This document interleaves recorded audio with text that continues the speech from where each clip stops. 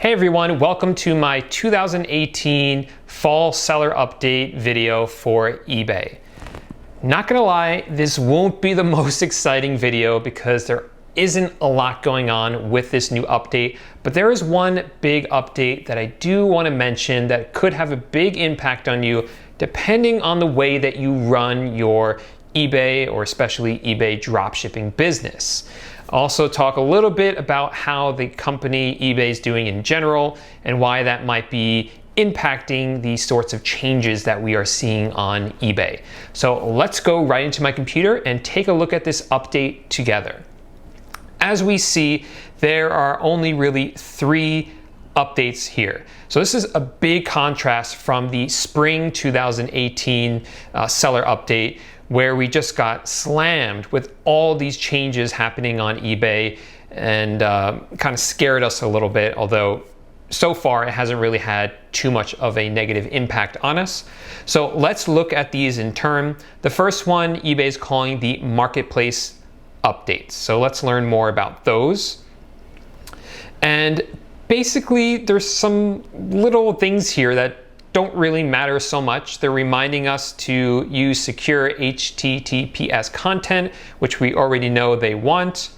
They've also said that we can now start providing phone numbers in our listings just for the purpose of customers reaching out to us to have, if they have questions about the product. Of course, you can't sell your product off of eBay using that, but they at least give you the option now to provide your phone number if you want. As a dropshipper, I'm definitely not going to do that. And they also have something called managed payments for simplified buying and selling. And basically what they're talking about here is their new payment processing system.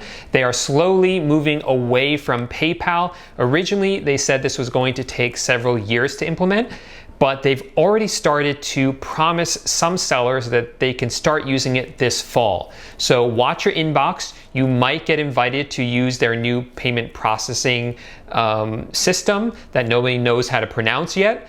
And it says that it should be fully implemented now by 2021. They promise that it will make invoicing easier. They'll have daily payouts directly to our bank accounts, and consolidated pricing. So they do promise this is going to make things easier. Let's see if that actually happens. And there are some updated fees, but these aren't fees that I'm worried about because they're not ones that impact me because I don't use them. These are things like if you use a subtitle, the price of that will increase. If you do things like good till canceled and you are using reserves, then the fee will increase as well, but only if you're using reserves. So since I don't use reserves, it's not something that really impacts me. And there's also a media price increase. So if you're selling books and DVDs and movies, the final value fee is increasing from 9.15% to 12%, which is pretty steep increase in my opinion. That will impact some of us, certainly. Definitely a lot of people who are resellers, thrifters, that could have a huge impact on them. And I'll talk more about why eBay has increased a lot of these fees in a couple of minutes. So that's really it for that one. I know it's not very exciting. So let's move on to inventory optimization. This is something a lot of us are worried about or have a lot of questions about. eBay's new product-based listing system, their buy box, and this is more information about that and their new timeline for that. So as you know from the spring 2018 update, eBay is trying to move more towards a catalog-based shopping experience, kind of similar to Amazon, where instead of seeing 10 listings for the same product, you see one listing and you click on that and you can see the person who has the buy box, and then you can also see everyone else who's selling that item as well for different prices. So this has been slowly rolling out. So eBay announced they are going to implement it into some new categories. So here's the list of all the new categories. And just looking through this, it seems like a lot of electronics, laptops, motherboards, portable audio and headphones, printers, scanners. So nothing I'm too worried about except for tools and workshop equipment. I do sell a lot of tools, so we'll see how that works out, but nothing I'm too worried about because a lot of my products are already in the catalog and showing up in the system, and my sales are still good with that. And then of course they remind you how to update your listings to get them into the catalog, and it tells you how to do that as well. And when you're listing an item for the first time, it tells you what to do. If you list the item and if it doesn't exist in the product catalog, you'll create a new listing, eBay will review it, and then the listing will go live. If it is in the catalog, then you will make any updates, eBay will review that, and then it will go live. I don't know what this review process is going to look like. If people list thousands of items a day, like each, so how is eBay, well, not thousands each, but there are some companies that list thousands of items a day each. And certainly between all of us sellers, we're must be listing tens of thousands of items, if not hundreds of thousands of items a day. I don't understand how eBay could possibly keep up with all of them to review all of them, but that is their plan, that is what they plan to do. So let's see how that works. So let's keep looking what else they have here. Nothing really too exciting. They did reduce the final value fee in some categories by a little bit. Nothing that I really use. It's heavy equipment category, commercial printing presses, and food trucks and concession trailers. So nothing too exciting there. Yeah, so that's really it for that one. Again, nothing too crazy.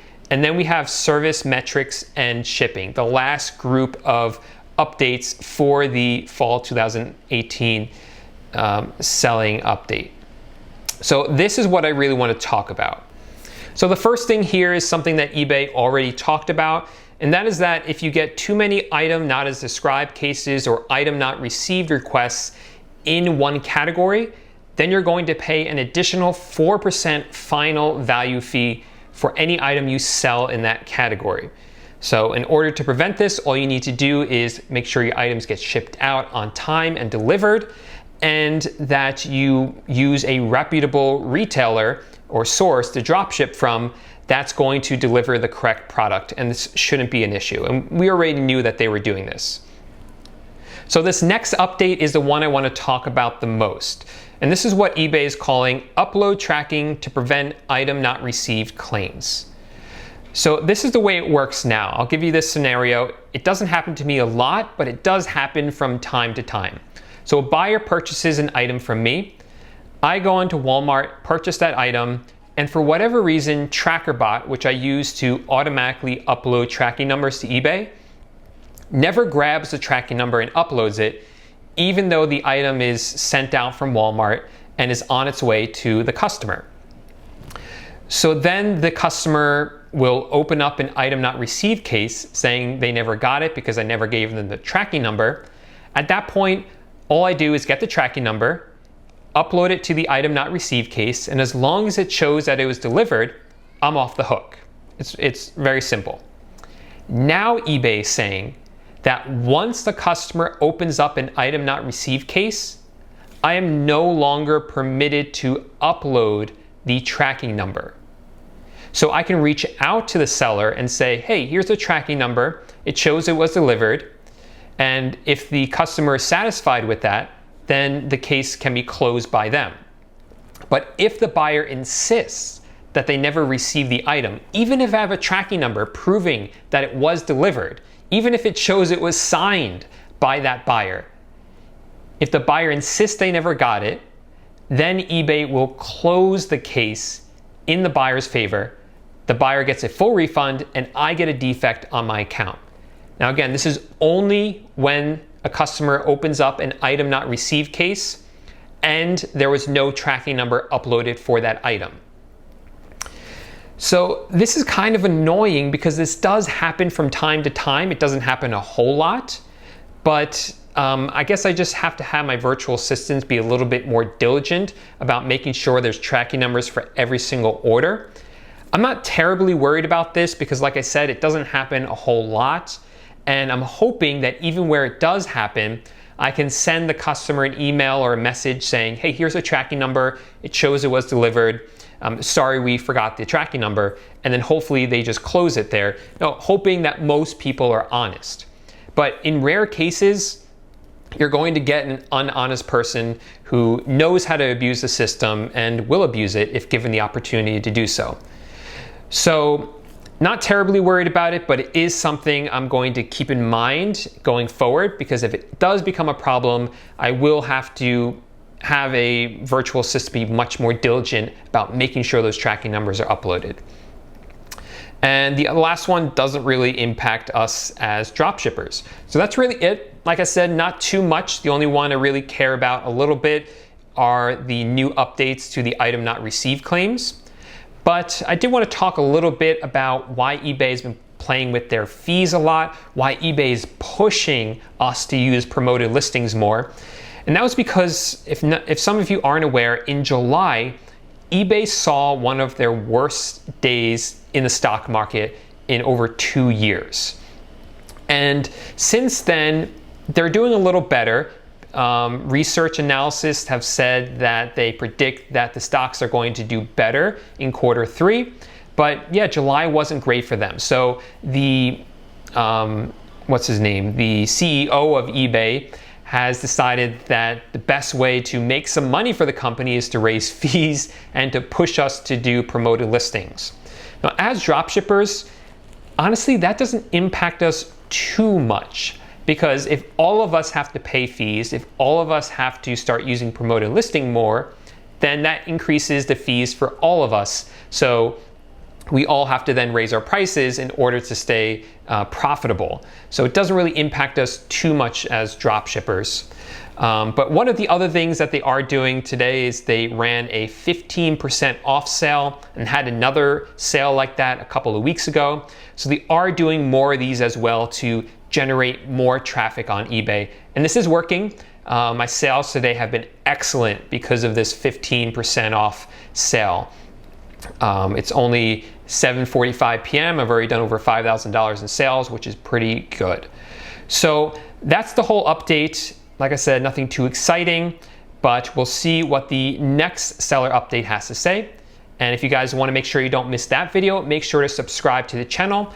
And if you like the video, make sure to give it a thumbs up, and I'll see you next time.